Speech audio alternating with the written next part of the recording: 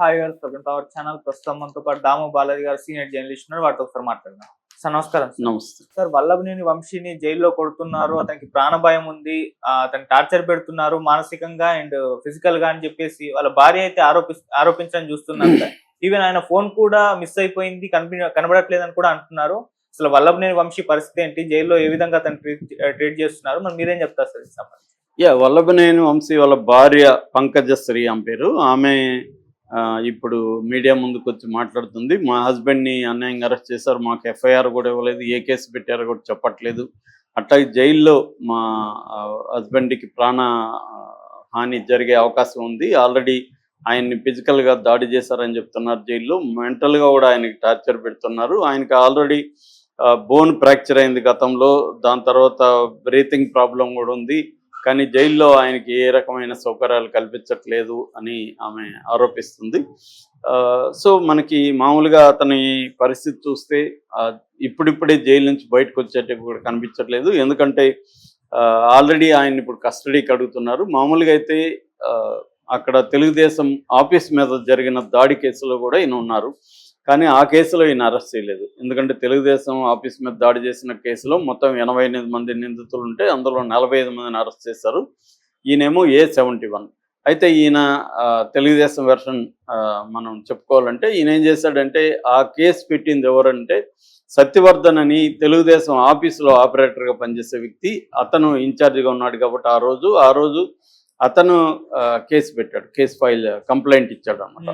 So ఆ కంప్లైంట్లో 88 మంది మీద అతను రాశాడు, ఇవన్నీ చేశారు. దాంతో వీళ్ళు ఏం చేశారంటే వంశీ అండ్ బ్యాచ్ ఆ సత్యవర్ధన్ని కిడ్నాప్ చేసి వైజాగ్ తీసుకెళ్ళి తమ కంట్రోల్లో పెట్టుకొని ఒక 3-4 రోజులు టార్చర్ పెట్టి అతని దగ్గర ఒక వీడియో చేయించి, ఆ వీడియోలో ఏముందంటే, నేను అసలు ఆ రోజు ఆఫీసులో లేను, ఈ దాడి చేసింది ఎవరో కూడా నాకు తెలియదు, కానీ పోలీసులు సాక్షిగా నన్ను పిలిచి సంతకాలు తీసుకున్నారు, అంతవరకు తెలుసు, నేను కంప్లైంట్ ఇవ్వలేదు అని వీడియో రికార్డ్ చేశారు. ఆ తర్వాత విజయవాడకి తీసుకెళ్ళి అక్కడ కోర్టులో జస్టిస్ హిమబిందు ముందు కూడా హాజరుపరిచారు. హిమబిందు ముందు కూడా అతను వాంగ్మూలం ఇచ్చాడు.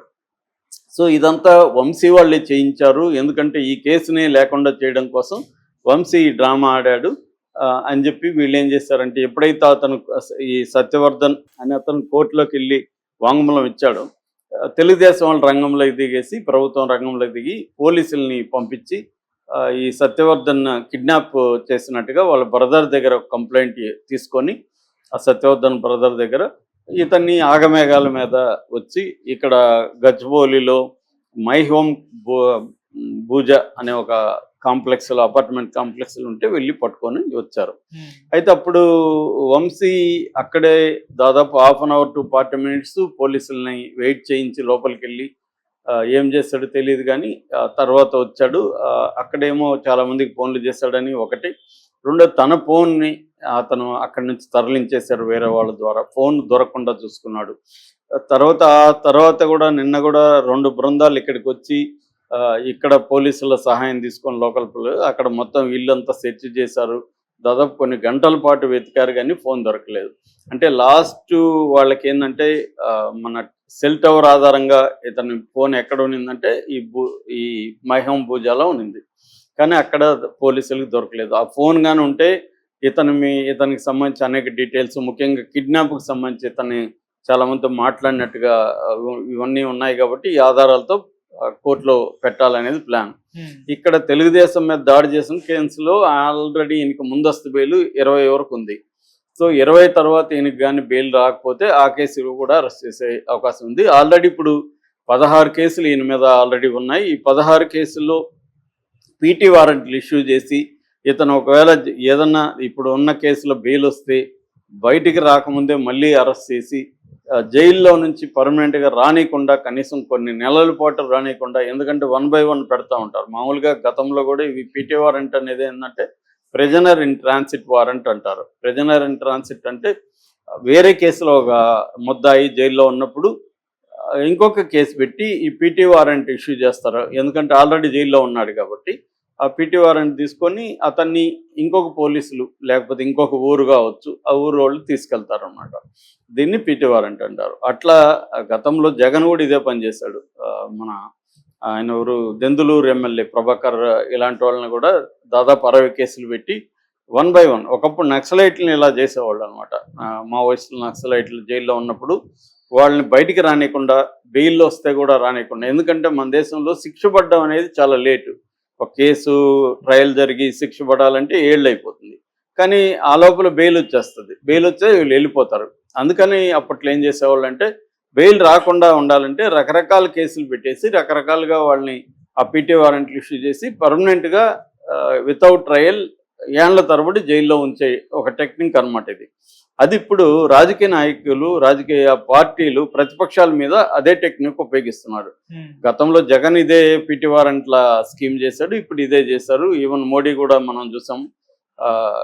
మన కేజ్రీవాల్ విషయంలో కావచ్చు, ఎవరి విషయంలో అయినా ప్రత్యర్థుల విషయంలో ఇదే పని చేస్తారు అన్నమాట. ఒక కేసులో బెయిల్ వచ్చేస్తుంది అనుకుంటే వేరే కేసులు రెడీగా పెట్టుకోవడం పీటీ వారెంట్. అలా వంశీని కూడా 16 కేసుల్లో పీటీ వారెంట్లు పెట్టుకుంటే కనీసం ఒక కేసులో నెల అన్నా 16 నెలలు ఉండాల్సి వస్తుంది కదా జైల్లో. ఈ టెక్నిక్ని ఇప్పుడు వంశీ మీద కూడా ప్రయోగించే అవకాశం కనిపిస్తుంది. ఇంకో వైపు ఏంటంటే ఇది వంశీ స్వయంకృత అపరాధమే అన్న అభిప్రాయం కూడా ఎక్కువ వస్తుంది. అందుకని వంశీ అరెస్ట్ మీద పెద్ద ఆందోళన కానీ ఏమీ జరగలేదు. ఎందుకంటే వంశీ గతంలో ఇటు లోకేష్ పుట్టుగుని గురించి, మన భువనేశ్వర్ గారి గురించి చాలా తీవ్రంగా మాట్లాడాడు. దాని తర్వాత ఎప్పుడో సారీ చెప్పాడు, కానీ అప్పుడే సారీ చెప్పమని ఈయన్ని పరిటాల రవి వాళ్ళ వైఫ్ సునీత కూడా వీళ్ళ భార్యకి ఫోన్ చేసిందని ఒక వార్త వైరల్ అవుతుంది.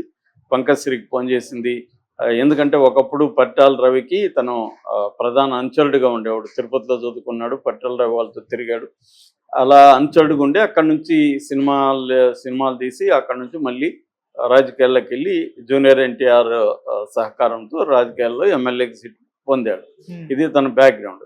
సో అందువల్ల పరిటాల రవి భార్య వీళ్ళ భార్యకి, వంశీ భార్యకి ఫోన్ చేసి, చూడమ్మా అదా చెప్పడం వల్ల నెగిటివ్ వచ్చింది, నువ్వు ఇమ్మీడియట్గా సారీ చెప్పించేయి నీ భర్త దగ్గర అంటే, అప్పుడు ఈ పంకశ్రీ అని చెప్పిందంటే, నా మాట అతను వినడు, మీరే చెప్పండి ఆయనకని ఆమె చెప్పిందని.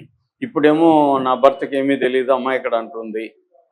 అదేదో అప్పుడే భర్తకి చెప్పి సారీ చెప్పించుంటే ఎంత దూరం రాదు. మేజర్గా వంశీ మీద వాళ్ళ కోపం దీనివల్లే ఉంది.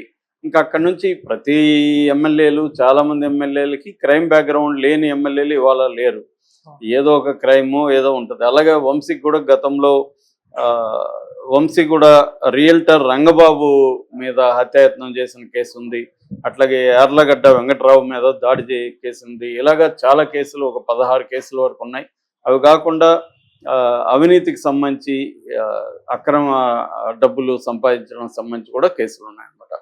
అందుకని ఇప్పుడు తెలుగుదేశం ప్రభుత్వం వంశీని త్వరగా బయటికి రానికుండా చూసుకోవాలని ప్లాన్ చేస్తుంది. జగన్ ఏమో నేను నిన్న కూడా చెప్పాను, చంద్రబాబుకున్న ఒక ముందు చూపు కానీ, వ్యవస్థల మీద పట్టు కానీ, ముఖ్యంగా న్యాయ వ్యవస్థకు సంబంధించిన